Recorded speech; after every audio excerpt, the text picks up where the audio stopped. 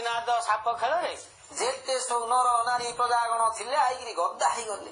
କି ଖେଳ ଦେଖଉଛି ଏ ଖେଳ ଖେଳୁଣି କୁଆଡୁ ଆସିଛନ୍ତି? କେଡେ ସୁନ୍ଦର ଦେଖଉଛି ରେ। ସିଆଡେ କେଳୁଣି ନାଚ କରୁଛନ୍ତି ଏମିତି। ହେଁ। ଆମର ସମ୍ବଲପୁରିଆ ଭାଷାରେ ଗୋଟେ ଅଛି, ତୋର ରୂପକେ ସୁର କରି ହଉ ହଉ ତୋର ଗୁଣକେ ସୁର କରି ହଁ ହଁ ହଁ ମରିଗଲି ରେ ନନି ମୁଇ ସରିଗଲି ରେ ତୋ ଆଖିର ସଦା ମୂର୍ତ୍ତି ହସା ଦେଖି କରି ରେ ତୋର ଆଖିର ସଦା ମୂର୍ତ୍ତି ହସା ଦେଖି କରି ରେ।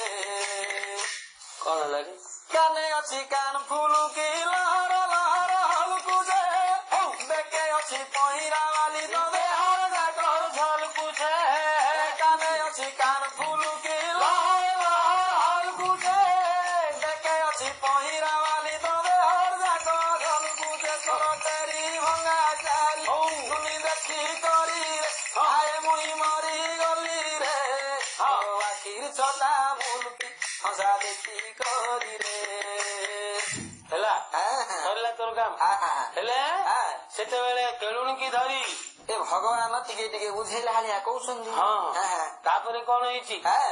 ଖେଳ ଦେଖାଇ ଦେଖାଇ ମଦନ ମୋହନ ସିଂହାସନ ପାଖରେ ମିଳିଲେ ତକ୍ଷଣ ଆସନରେ ବସି ଅଛି ଭୀମସେନ ଅଜାଣିଲା ପରି ପଚାରିଲେ ଭଗବାନ ରାଜ୍ୟର କିଏ ସେ ରାଜା କହିବ କି ବୀର ଜୟ? ରାମ ହେ ରାମ ଭଜ ଗୋବିନ୍ଦ ରାମ ଦେଖା କରିବାକୁ ଆସି ଅଛି ବହୁ ଦୂର ଜୟ। ରାମ ହେ ରାମ ଭଜ ଗୋବିନ୍ଦ ରାମ ଶୁଣି କରି ହସିଲା ଯେ ପବନର ଅଛି ଜୟ। ରାମ ହେ ରାମ ଭଜ ଗୋବିନ୍ଦ ରାମ ରାଜାକୁ ପଚାରୁଛି ଏ ରାଜା କିଏ ଅଛି ଜୟ? ରାମ ହେ ରାମ ଭଜ ଗୋବିନ୍ଦ ରାମ ହାଟକୁ ତୋହର କେଳା ଚିଳେ ଭୟ ନାହିଁ ଜୟ। ରାମ ହେ ରାମ ଭଜ ଗୋବିନ୍ଦ ରାମ ଆରେ ଭୀମ ନାମ ପଢିଲେ ରେ ନ ଜାଣନ୍ତି କେହି ଜୟ। ରାମ ହେ ରାମ ଭଜ ଗୋବିନ୍ଦ ରାମ ଯେତେବେଳେ ଭଗବାନ ଭୀମସେନକୁ ପଚାରିଲେ ହେ ବୀରବର ଏ ରାଜ୍ୟର ରାଜା କିଏ? ଭୀମସେନ ହସିଦେଲା କହିଲା ଆରେ କେଳା ତୋର ମାଟିକୁ ଭୟ ନାହିଁ? ରାଜ୍ୟର ରଜାକୁ ଆଗା ପଚାରୁଛୁ ରାଜ୍ୟର ରାଜା କିଏ? ଭୀମ ନା ପଡିଲେ କିଏ ଜାଣୁନି? ଆମେ କା ହସ୍ତନଗର ରାଜା ତୋର କଣ ଦରକାର କହ? କୁଆଡେ ଆସିଛୁ କହ? ସେତେବେଳେ ଭଗବାନ କହୁଛି ଆପଣଙ୍କ ନା ଭାରି ମଲ ଭୀମସେନ। ଆପଣ କେବେଠୁ ରଜା ହେଲେଣି ହେ? ସେତେବେଳେ ଭୀମସେନ ବୁଝେଇ କହୁଛି ସିଂହାସନ ପାଇଁ ପାଞ୍ଚ ଭାଇ କଳି ଗଲୁ ଜୟ ରାମ ହେ ଦ୍ରୌପଦୀ କି ଯାଇ ପଚାରିଲୁ ହରି ରାମ ହେ ବଡ ଭାଇ ରାଜା ବୋଲି କହିଲା ସରା ଘରେ ହରି ରାମ ହେ ମାରି ପକାଇଲେ ତାହାକୁ ଧରାରେ ଭଜ ରାମ ହେ ମାରି ପକାଇଲି ତାହାକୁ ଧରାରେ ଜୟ ରାମ ହେ ଆଉ କୃଷ୍ଣର ବିଭ ଆସି ମୋର ହାବୁରରେ ହରି ରାମ ହେ ନବୀନ ସୁନ୍ଦର ଘନ ଶ୍ୟାମ ପାଞ୍ଚ ଭାଇଆଙ୍କ ଆସନ ପାଇଁ ପାଞ୍ଚ ଭାଇ ମାଡଳ ହେଲୁ ଦ୍ରୌପଦୀ କି ଯାଇକିରି ପଚାରି କୃଷ୍ଣଙ୍କ ନାଁ ଧରିଲା। ବଡ ଭାଇ କି କହିବାରୁ ମୁଁ ଗୋଟେ ଚାପଡା ଦେଲେ ହାୟ କୃଷ୍ଣ ବୋଲିକିରି ପଡିଲା ଧରାରେ କୋଉ କୃଷ୍ଣ ରଖିବ ଆସି ମୋର ହାବୁଡରେ ଭଗବାନ ହସିଦେଲେ। କାହିଁକି ଯେ ଦ୍ୱାପରର ଶେଷରେ କଳିର ପ୍ରବେଶ ତେଣୁ ମତି ଭ୍ରମ ହେଲା ପବନର ଶିଷ୍ୟ। ଭଗବାନ କହିଲେ ହେ ରାଜା ଭଲ କରିଛ, ଯାହା କରିଛ ଉତ୍ତମ କରିଛ। ନିଶ୍ଚୟ ଯୋ ଭାଇ କି ଭାଗ ନ ଦେଇକିରି ତମେ ଏକଲା ରାଜୁତି କଲ ତମ ପରି ରାଜା ଆଉ ଜଗତ ବି ସଂସାରରେ କିଏ ନଥିବ। ହେଲେ ମୁଁ କଣ ପାଇଁ ଆସିଛି ଜାଣିଛ? ଚନ୍ଦନ ବନକୁ ମୁହିଁ ଦିନେ ଯାଇଥିଲି ଚନ୍ଦନ ନାଗ ଗୋଟିଏ ସେବନୁ ପାଇଲି ସାପକୁ ଧରି ମୋର ବୁଲୁଛି ସଂସାର ରାଜରେ ଉଠାଇବାକୁ ପୃଥିବୀରେ ନାହିଁ ବୀର ମୁଁ ଖୋଜି ଖୋଜି ଆସୁଥିଲି ପଚାରି ପଚାରି ସହଜିତ ଭେଟ ହୋଇଗଲ ଦଣ୍ଡଧାରୀ କହିଲେ ହେ ରାଜା ମୁଁ ପାଏ ସେ ନାକୁଟାକୁ ଧରିକିରି ସଂସାର ଯାକ ବୁଲୁଛି ତା ଲାଙ୍ଗଟା ଟେକିବାକୁ କିଏ ବୀର ଗୋଟେ ନାହାନ୍ତି ମୁଁ ଖୋଜି ଖୋଜି ପଚାରିଥିଲି ଯେ ମୁଁ ଶୁଣିଥିଲି ଭାର ମଲ୍ଲ ବୀର ଭୀମସେନ ସେ ଏକା ଲାଙ୍ଗଡ ଧରି ଦେବେ ଟେକିଣ ଶୁଣି କରି ବୋଲଇରେ ବୀର ଭୀମସେନ କୋ ରଥରେ ଆଣିଛୁ ସାପକୁ କହରେ ମହନ ମୋ ହାତରେ ଯଦି ଟେକିବା ପାଇଁ ସାପ ଆଣିଛୁ ସେ ସାପୁଟାକୁ କୋ ରଥରେ ଆଣିଛୁ କହ ହସି ହସି କହୁଛନ୍ତି କାଳିଆ କହ୍ନାଇ ରଥ ସଗଣରେ ସାପ ମୁହିଁ ଆଣି ନାହିଁ ଦେଖ ମୋ କେଳୁଣି ମୁଣ୍ଡେ ପେଢି ଅଛି ରହି ପେଢିର ଭିତରେ ସାପ ନିଶ୍ଚନ୍ତେ ଅଛି ଶୋଇ ଯେତେବେଳେ ଅନେଇ ଦେଲା ପବନର ବଳା ଚମକି ଯାଇ ତଳେ ଭାବିଲା କେଳୁଣି ଦେଶକୁ ଦେଖି ମୋହିତ ହୋଇଲା ମନେ ମନେ ବୀରବର ବିଚାର କରିଲା କାହିଁକି ଲୋକେଳା କୂଳେ ହୋଇଲୁ ଜନମ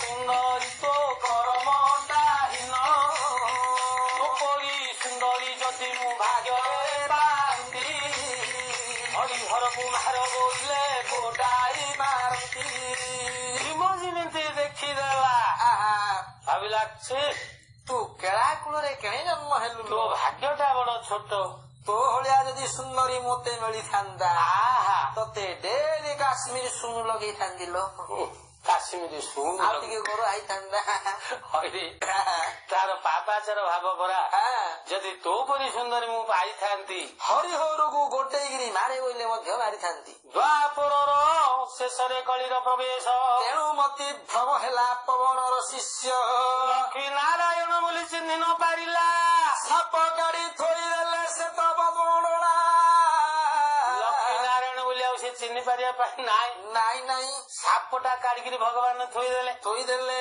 ହଁ ତିନି ଚାଙ୍କଡରୁ ସାପ ଆଉ ଅଧିକ ଲମ୍ବା ନାହିଁ କି କରି ହସିଲା ସେ ପବନ ତନଇ ଭାବିଲା ଏ ଖେଳାର ମୁଣ୍ଡ ହୋଇଲା ଖରାପ ଭୀମ ହାତେ ଟେକିବାକୁ ଆଣିଛି ଏ ସାପ ଭୀମସେନ ବିଚାର କରୁଛି ଏ ଖେଳାର ମୁଣ୍ଡ ଖରାପ ହେଇଗଲା ଏଇଟା ବାଇଆ ହେଇଗଲା କେଳାକୁ ଚାହିଁ କହୁଛି ରେ କେଳା ତ ମୁଣ୍ଡ ଖରାପ ହେଇଗଲା କିରେ ଟେକିବା କଥା କେଳାରେ ବଡ ଅସମ୍ଭବ ମାରିଲେ କରତାଳି ତ ସାପ ଦୂରରେ ପଡିବ ଯଦ୍ୟପି ଛାଡ଼ିବି ମୋର ନାସିକା ପବନ ତୋର ସାପ ଉଡିଯିବ ରେ ଲକ୍ଷେ ଯୋଜନ ଯଦ୍ୟପି ଛାଡ଼ିବି ମୋର ପଛାଡର ପବନ ତ ସାପ ଉଡିଯିବ 2 ଲକ୍ଷ ଯୋଜନ ଜୀବନ ଯଦି ନାକ ପବନ ଏତିକି ପଛ ପବନ କେତିକି ନଥିବ କୁହ ତତେ ଗୁଡାକ କହୁଛି ପୁରାଣ ବୋଇଲେ ବିଧେ ମାଇଲେ ପଦା ଆଇବନି ଆମକୁ ପୁରାଣ ଆସିବନି କି କଣ ପୁରାଣ ବୋଲି ଜାଣିଛୁ ସବୁ ଯାକ ଜାଣିଛୁ କାହିଁ କହିଲୁ କଣ ପୁରାଣ ଶୁଣିବ କୁହ ତତେ କୋଉଟା ଆସୁଛି ରାମାୟଣ ଜାଣିଛୁ ଆଉ ଭାଗବତ ଜାଣିଛୁ ଆଉ ହରିବଂଶ ଜାଣିଛୁ ହରି ବଂଶ ବାଉଁଶ ନେଇ ସିଆଡେ ପଡିଲା ପଦ ଆଚ୍ଛା ରାମାୟଣ ଜାଣିଛୁ ଜାଣିଛୁ ରାମ ରସ ରଙ୍କା ମହାଭାରତ ବଙ୍କା ହେଇକି କାହିଁ ଗୋଟିଏ ରାମ ନାମରେ ଗୋଟିଏ ପାପ କ୍ଷୟ ହୁଏ ହୁଏ ତେଣୁ କରିବ କହୁନାହାନ୍ତି କି କଣ ରାମ ନାମ ସାର ଏ ଧରା ଧାମରେ ରାମ ନାମ ସାର ଏ ଧରା ଧାମରେ ରାମ ନାମ ସାର ଏ ଧରା ଧାମରେ ବାମ କରେ କୋଦଣ୍ଡ ରାମ କରେ ଦ୍ୱିଖଣ୍ଡ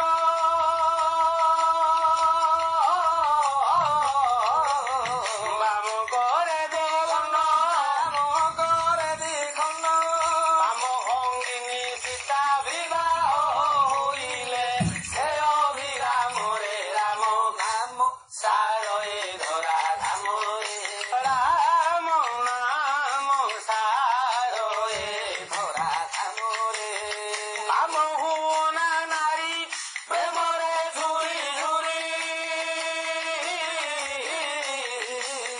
ବାମ ହୁଅନା ନାରୀ ମକୁ ଝୁରି ଝୁରି ହଉ କାଳ ସାଗରେ ମରି ଯାଉଛୁ ବାନ୍ଧିନ ନେବଟି ଜମରେ ରାମ ନାମ ସାର ଏ ଧରା ଧାମରେ ରାମ ନାମ ସାର ଏ ଧରା ଧାମରେ ରାମ ନାମ ସାର ଏ ଧରା ଧାମରେ ଏ ରାମଙ୍କର ରାମାୟଣ ଯଦି ଜାଣିଛୁ ଆହା ପଦେ କାହିଁ କହିଲୁ ବାପା? ରାମାୟଣ ପଢିବା ହଁ କୋ କାଣ୍ଡ ପଢିବା କୁହ। କାଣ୍ଡ ଆଡେ ଗଲୁଣି।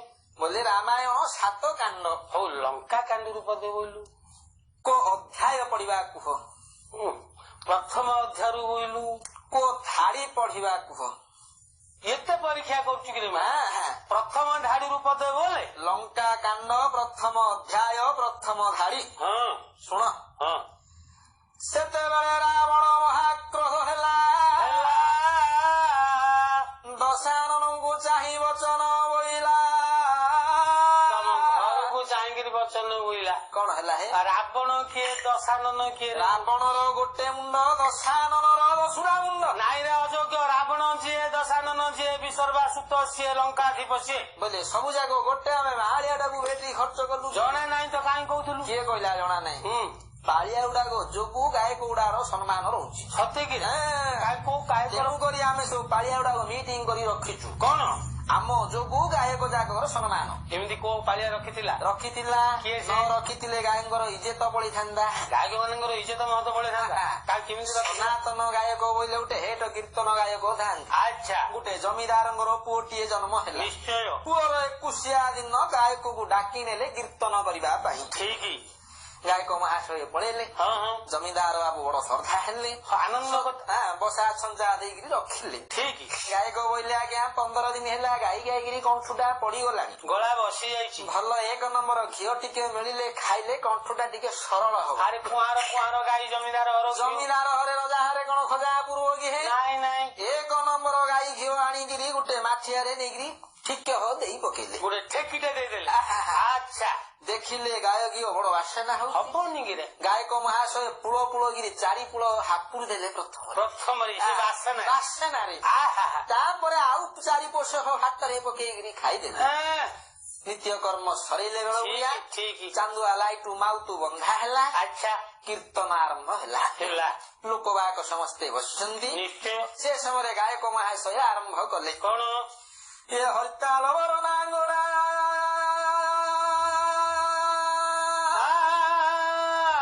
ହରିବୋଲ ନାଚରେ ଇଏ ହରିନାମର ସାମୃତ ଧନ ଟିକିଏ ଟିକିଏ ଚାକରେ ହରିତାଳ ବରନାଗରା ହରିବୋଲ ନାଚରେ ହରିନାମର ସାମୃତ ଟିକିଏ ଟିକିଏ ଚାକରେ ହରିତାଳ ବରନାଗରା ହରିବୋଲ ନାଚରେ ହରିନାମର ସାମୃତ ଟିକେ ଟିକେ ଜାଗରେ। ନିତ୍ୟକର୍ମ ସରିଲେ ବେଳ ଠିକ। ଚାନ୍ଦୁଆ ଲାଇଟୁ ମାଉତୁ ବନ୍ଧା ହେଲା। ଆଚ୍ଛା। କୀର୍ତ୍ତନ ଆରମ୍ଭ ହେଲା। ଲୋକବାକ ସମସ୍ତେ ବସିଛନ୍ତି। ନିଶ୍ଚୟ। ସେ ସମୟରେ ଗାୟକ ମହାଶୟ ଆରମ୍ଭ କଲେ। କଣ? ଏ ହରିତାଳ ବରନାଙ୍ଗଣା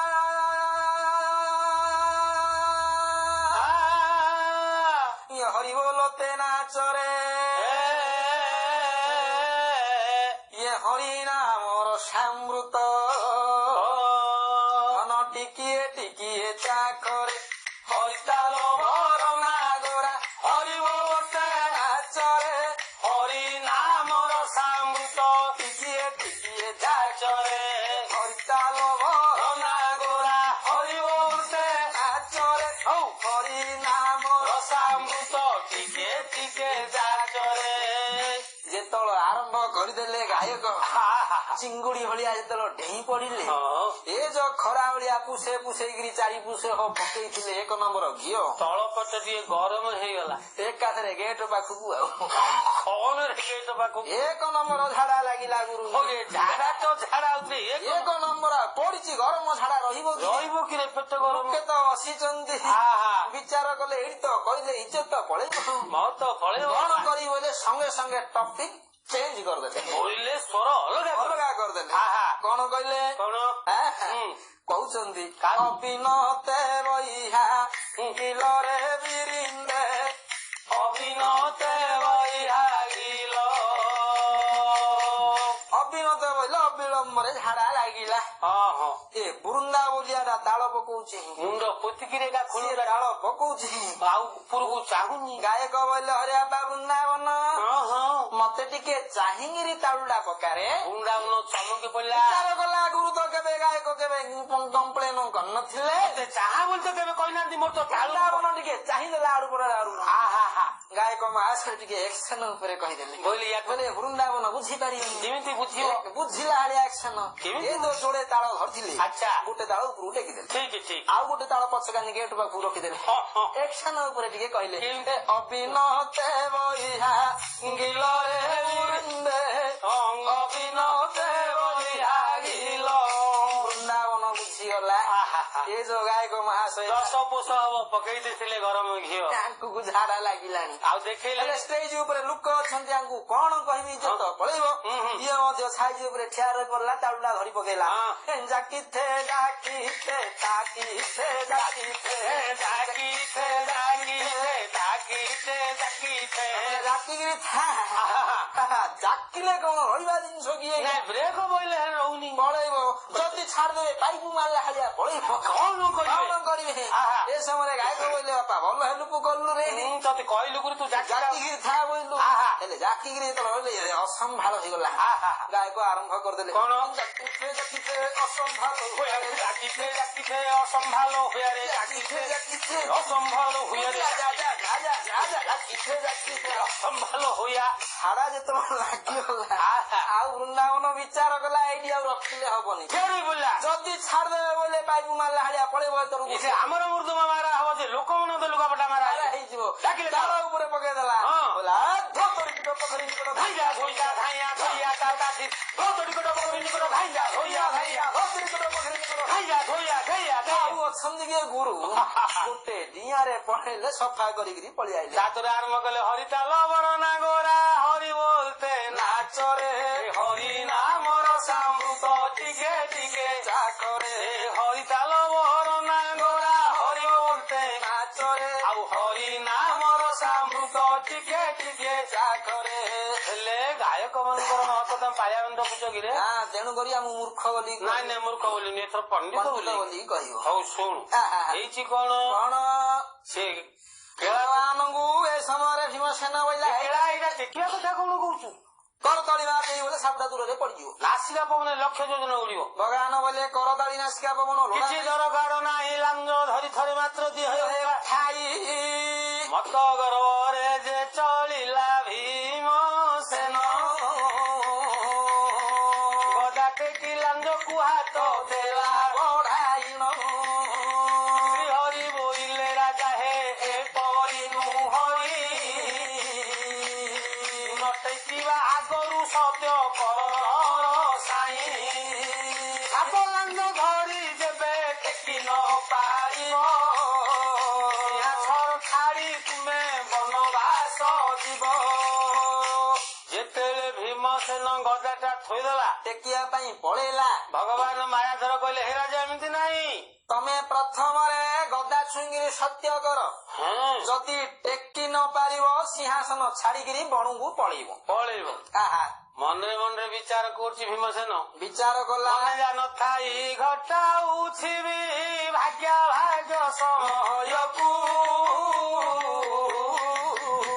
ସୁଗ୍ରୀବ ରାଜୁତି ବସୁଦେବ ବନ୍ଦୀ ହେ ଜୟ ଦୁଇ କଥାକୁ ହେ ଜୟ ଦୁଇ କଥାକୁ ଭୀମସେନ ବିଚାର କରୁଛି ମୁଁ ଯୋଉଟା ଭାବିନଥିଲି ସେଇଟା ଦୈବ ମତେ ଆଗା ଖଞ୍ଜିକିରି ରହିଛି କାହିଁକି ସୁଗ୍ରୀବ ଆଉ ଋଷି ମୁଖରୁ ବାହାରିକିରି ରାଜା ବୋଲି ମନେ ନଥିଲା ବିହି ଘଟେଇଲା ରାମ ଆଇଲେ ବାଳିକି ମାରିଲେ ରାଜା ହେଲେ ବସୁଦେବ ବନ୍ଦୀ ଘରୁ କୃଷ୍ଣ ଆସିବ ବୋଲି ଉଦ୍ଧାର କରିନଥିଲେ କୃଷ୍ଣ ଆସିଲେ କଂସକୁ ମତେ ଉଦ୍ଧାର କଲେ ମୁଁ ମଧ୍ୟ ଭାବିନଥିଲି ଦ୍ରୌପଦୀ ମରିଗଲାଣି କିଏ ଜୁଟିବ ବୋଲିକିରି ଶୁଣି କରି ହସିଲା ରେ ପବନର ବଛି ଜୟ ରାମ ହେ ରାମ ଭଜ ଗୋବିନ୍ଦ ରାମ ଯାହା ଭାବୁଥିଲି ମତେ ଦୈବ ଖଞ୍ଜୁଛି ଜୟ ରାମ ହେ ରାମ ଭଜ ଗୋବିନ୍ଦ ରାମ ପୁରାକେ ଦ୍ରୌପଦୀ ଚେତା ହରାଇଲା ଜୟ ରାମ ହେ ରାମ ଭଜ ଗୋବିନ୍ଦ ରାମ ମୋର ଭାଗ୍ୟକୁ ଏ କେଳୁଣି ରହିଥିଲା ଜୟ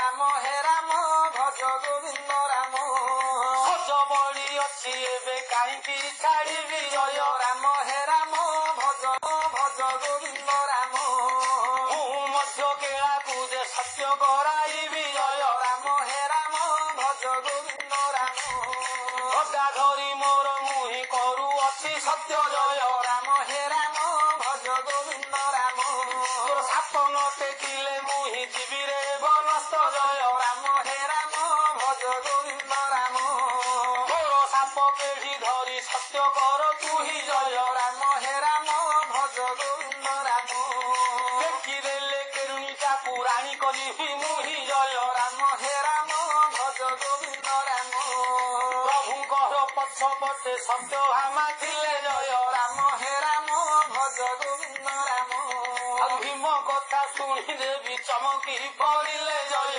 ରାମ ହେ ରାମ ଭଜ ଗୋବିନ୍ଦ ରାମ ମୁଁ କାହିଁକି ହାଟୁଆ ସଙ୍ଗେ ହାଟ ଲଗାଇଲି ଜୟ ରାମ ହେ ରାମ ଭଜ ଗୋବିନ୍ଦ ରାମ ଆଉ ଶୁଖିଲାରେ ଥିବା ଲୋକ ପଙ୍କରେ ପଶିଲି ଜୟ ରାମ ହେ ରାମ ଭଜ ଗୋବିନ୍ଦ ରାମ ନାହିଁ କର ନାହିଁ ବୋଲି କହି ନ ପାରିଲେ ଜୟ ରାମ ହେ ରାମ ଭଜ ଗୋବିନ୍ଦ ରାମ ପଛ ପଟେ ରହିଦେବି ଅଙ୍ଗୁଷ୍ଠି ଗେଞ୍ଜିଲେ ଜୟ ରାମ ହେ ରାମ ଭଜ ଗୋବିନ୍ଦ ରାମ ଭୀମ ବିଚାର କଲା ମୋ ଭାଗ୍ୟରେ ଥିଲା ବୋଇଲାରେ କେଳା ତୁ ଯଦି କହୁଛୁ ଗଦାଟା ଛୁଇଁକିରି ମୁଁ ଶପଥ କରୁଛି ଯଦି ତ ସାପ ଟେକି ନ ପାରିଲି ବଣକୁ ପଳେଇବି ଯଦି ଟେକିଦେଲି ତୋର ମଧ୍ୟ ସାପ ପେଢି ଧରି ତୁ ସତ୍ୟ କରେ ଯଦି ମୁଁ ଟେକିଦେବି ତ କେଳୁଣ୍ଡାକୁ ମୁଁ ନେଇଛି ତୁ ଛାଡିଦେବୁ କି କହ? ରାଣୀ କରିବି ଆହା ଏ କଥାଟା ଯେମିତି ସତ୍ୟ ଭାମା ଶୁଣିଦେଲେ ଅଧା ପ୍ରାଣ ପଳେଇଲା ବିଚାର କଲେ ନଟ କୁଟିଆ ଲଗା ଦିଆ ତୁଲେ କେଣେ ସାଥି ହେଲି ଆଙ୍କର ବହୁତ ସ୍ତ୍ରୀ ଅଛନ୍ତି ମୋ ପାଖରେ ଶ୍ରଦ୍ଧାଙ୍କର ଉଣା ହେଇଗଲା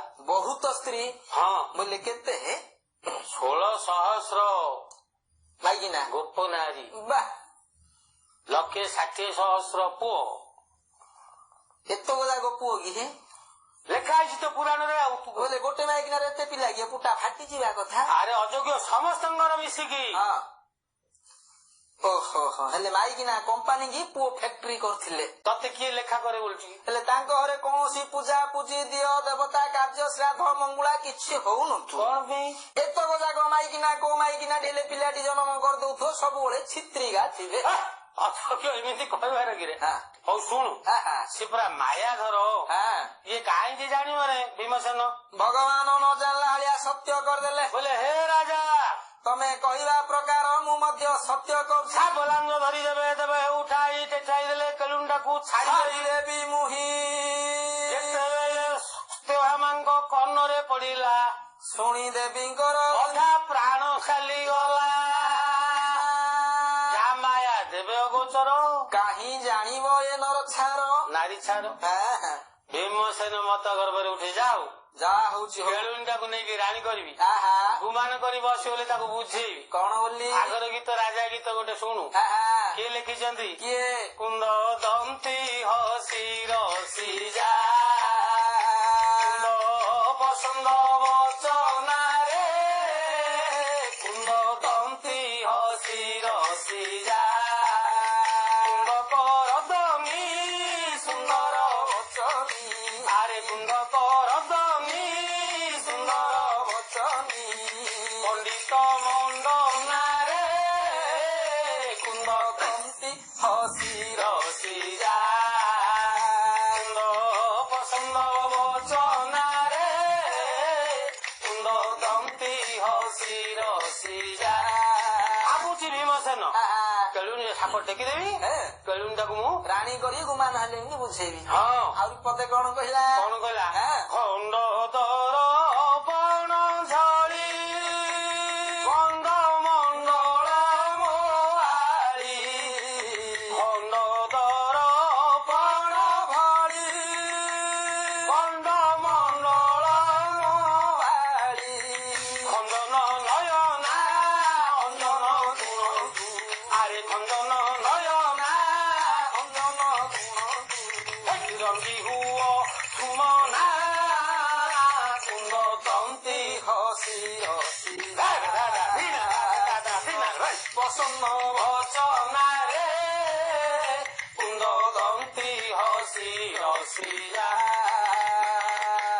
ଯେତେବେଳେ ଭୀମସେନ ଉଠିଲା କଣ ହେଇଛି ହଁ। ମାୟାଧର ପ୍ରଭୁ ମାୟା ଭିଆ ଆଇଲେ ସାପ ଦେହରେ ଗୁପ୍ତ ହୋଇଗଲେ ଜାଣିବାକୁ ନାହିଁ ବୀର ଭୀମସେନ ଭୋଜନ ହୋଇଲା ସାପ ମେରୁର ସମାନ ଯେତେବେଳେ ଗଦା ଧୋଇ ହାତ ଉଠାଇଲା ଉଠାଇ ନ ପାରିଲା ପବନର ବଳା ପବନ ରୁନ୍ଧି ବୁଝିଲା ବେନି ଆଖି ବାଣେ ସବାଣେ ନ ପାରିଲା ଦେଖି ମନରେ ଭାବିଲା କେଡ଼େ ଲଜ୍ଜା କଥା ଧୋଇଲେ କି କେଳା ସଳା ସତ୍ୟ କରିଥାନ୍ତା ଦେଖିବା ମୋର ଦରକାର ନାହିଁ ଦୁଇ ହାତ ବୁଲାଇ ପିଟି ଦେବି ସାପ ମରିଲେ କେଳା ଡରିଯିବ ତେଣୁ ତାକୁ ଛାଡ଼ିଲା ଚୋରୁ ପଳାଇବ ମନ କଥା ଜାଣିଦେଲେ ମଦନ ମୋହନ ପିଟି ଧରିଲା ବୀର ଭୀମସେନ ରାଜ୍ୟକୁ ଉଠାଇଦେଲେ ପ୍ରଭୁ ଦାମୋଦର ବୁଲାଇଲେ ତାକୁ ଚକ୍ରର ଆକାର ବୁଲାଇ ବୁଲାଇ ଦେଲେ କଠିନ କାଢି ଶହେ ହାତ ପର୍ଯ୍ୟନ୍ତ ଗଳା ଘଡ଼ି ଘଡ଼ି ଆଙ୍କୁ ଗତି ସବୁ ନାକ ଗଲା ଛିଡ଼ି ଚିହ୍ନ ଯାଇ ନାହିଁ ରହିଛି ଖଣ୍ଡିଆ ସାପ ପାଖକୁ ଯିବାକୁ ଲାଗିଲା ଛାଡ଼ି ରାମ ହେ ଜୟ ରାମ ହେ ନବୀନ ସୁନ୍ଦର ଶ୍ୟାମ ହେ ଆଙ୍କୁ ଝାଡ଼ି ଝାଡ଼ି ଯେତେବେଳେ ଠିଆ ରହିଛି